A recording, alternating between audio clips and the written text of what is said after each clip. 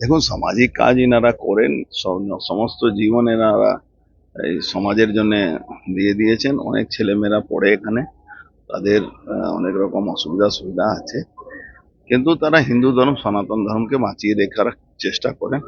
আমরা তাদের কাছ থেকে এসে আশীর্বাদ নিতে এসেছিলাম, আর আগামী দিন যাতে আরো সমাজে ভালো কাজ করতে পারে।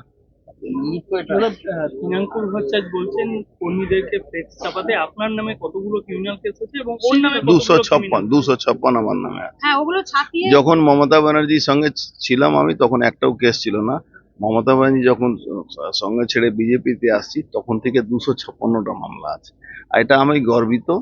আমি চুরি করিনি, চাকরি চুরি টাকা নেয়নি।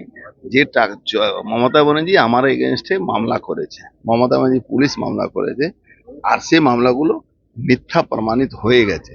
কিন্তু ওর এগেনস্টে মমতা ব্যানার্জি মামলা করেছে, আর ওকে আজ পর্যন্ত ক্লিন চিট দেয়নি।